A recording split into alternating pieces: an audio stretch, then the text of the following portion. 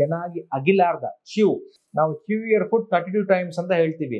ಬಾಯಲ್ಲಿ ಆಹಾರ ಇಟ್ಕೊಂಡಿದ್ಮೇಲೆ ಚೆನ್ನಾಗಿ ಅಗದು ಅಗದು ಅಗದು ನಂತರ ನುಂಗ್ಬೇಕು ಅಂತ ನಾವು ಹೇಳ್ತೀವಿ.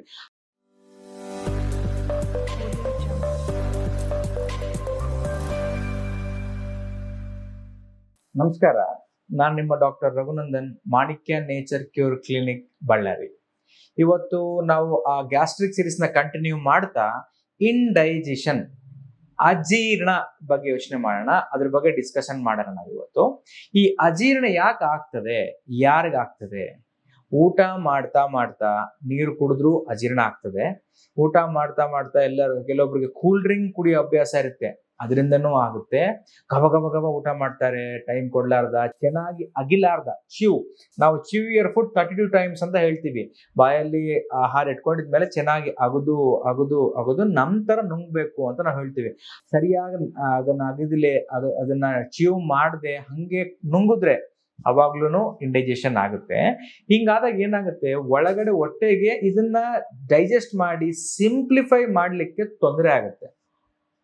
ಸೊ ನಾವೇನ್ ಮಾಡ್ತೀವಿ, ಈಗ ಎಕ್ಸಾಂಪಲ್ ಹೇಳೋದಾದ್ರೆ, ಈಗ ಫಾರ್ ಎಕ್ಸಾಂಪಲ್ ಕೊಬ್ಬರಿ ಚಟ್ನಿ ಮಾಡಬೇಕು ಅಂತ ಅನ್ಕೊಳ್ಳೋಣ್ರಿ.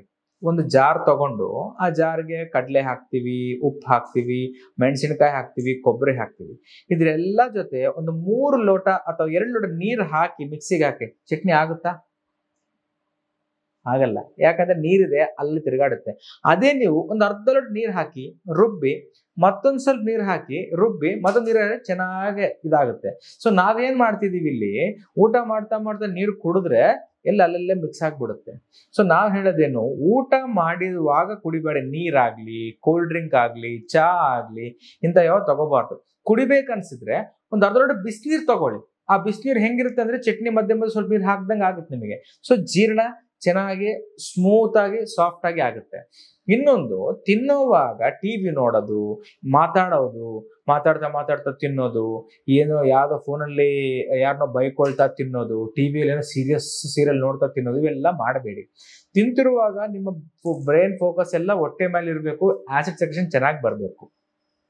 ಇದೊಂದು. ಮತ್ತೆ ಈ ಅಜೀರ್ಣ ಆಗ್ತದೆ, ಸರಿ ಜೀರ್ಣ ಆಗೋದಿಲ್ಲ, ಮೋಷನ್ ಸರಿ ಬರಲ್ಲ ಅನ್ನೋರು ಏನ್ ಹೇಳ್ತೀವಿ ನಾವಂದ್ರೆ, ಈ ಶುಂಠಿ ಪುಡಿ ಇದೆ ಅಲ್ಲ, ಮಧ್ಯಾಹ್ನ ಊಟ ಮಾಡುವಾಗ ಒಂದು ತನ್ನಕ್ಕೆ ಒಂದಷ್ಟು ತುಪ್ಪ, ಸಣ್ಣ ಸ್ಪೂನ್ ತುಪ್ಪ, 3 ಬೆರಳಿಂದ ಎಷ್ಟು ಬರುತ್ತೋ ಅಷ್ಟು ಶುಂಠಿ ಹಾಕಿ ಮಿಕ್ಸ್ ಮಾಡಿ ಆ ತೂತು ತಿಂದು ಅದಾದ್ಮೇಲೆ ನಾರ್ಮಲ್ ಊಟ ಮಾಡಿ. ಇದು ಹೆಲ್ಪ್ ಆಗುತ್ತೆ. ಮತ್ತೆ ಇವ್ರು ಏನ್ ಮಾಡ್ಬೇಕು, ಈ ಅಜೀರ್ಣ ಆಗಿ ಈ ಎದೆ ಉರಿ ಬರೋದು ಇವೆಲ್ಲ ಇದ್ರೆ, ಬೆಳಿಗ್ಗೆ 1 ಲೋಟ ಬಿಸಿ ನೀರಿಗೆ 1-2 ಸ್ಪೂನ್ ತುಪ್ಪ ಮಿಕ್ಸ್ ಮಾಡಿ ಕುಡಿಬಹುದು.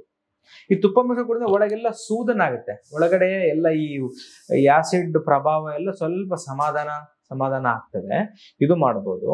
ಮತ್ತೆ ನೀವು ಈ ರಾತ್ರಿ ಮಲ್ಗಕ್ ಮುಂಚೆ ಈ ಜೀರಿಗೆ ಸ್ವಲ್ಪ ಬಾಯಲಾಗಿ ಅಗದು ತಿನ್ಬಹುದು.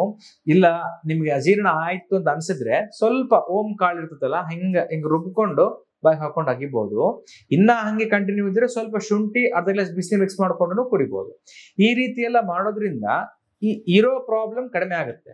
ನನಗೆ ಮುಂದೆ ಬರಬಾರ್ದು ಅಂದ್ರೆ, ನಾನು ಇಷ್ಟು ಮುಂಚೆ ವಿಡಿಯೋದಲ್ಲಿ ಹೇಳ್ದಂಗೆ, ಊಟದಕ್ಕಿಂತ ಮುಂಚೆ ಯಾವ್ದಾದ್ರು 1-2 ಸೀಸನಲ್ ಫ್ರೂಟ್ ತಿಂದು 15-20 ನಿಮಿಷ ಬಿಟ್ಟು ಊಟ ಮಾಡಿ, ಹಂಗೆ ಮಧ್ಯಾಹ್ನ ರಾತ್ರಿ ಮಾಡೋದ್ರಿಂದ ನಿಮಗೆ ಈ ಅಜೀರ್ಣ ಅನ್ನೋದು ಆಗದೆ ಇರುತ್ತೆ.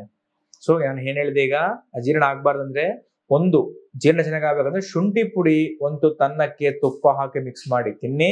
2ನೇದು, ಈ ಜೀರಿಗೆ ಅಥವಾ ಸೋಂಪು ಚೆನ್ನಾಗಿ ಬಾಯಲ್ಲಿ ಅಗಿಬೇಕು. ಮತ್ತೆ ರಾತ್ರಿ ಮಲ್ಗಕ್ ಮುಂಚೆ ಹಂಗ ಅನ್ಸಿದ್ರೆ ಸ್ವಲ್ಪ ಸೋಂಪು ಹಾಕೊಂಡು ಮಲ್ಗಿ.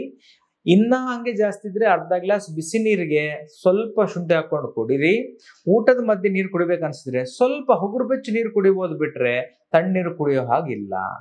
ಈ ರೀತಿ ಮಾಡೋದಾದ್ರೆ ನಿಮ್ಮ ಅಜೀರ್ಣ ತತ್ವ ಎಲ್ಲ ಹೊರಟೋಗ್ತದೆ. ಇನ್ನು ಮುಂದಿನ ವಿಡಿಯೋದಲ್ಲಿ ಬೇರೆ ಗ್ಯಾಸ್ಟ್ರಿಕ್ ಸಮಸ್ಯೆ ಬಗ್ಗೆ ಡಿಸ್ಕಸ್ ಮಾಡೋಣ. ಅಷ್ಟವರೆಗೆ ನಮಸ್ಕಾರ.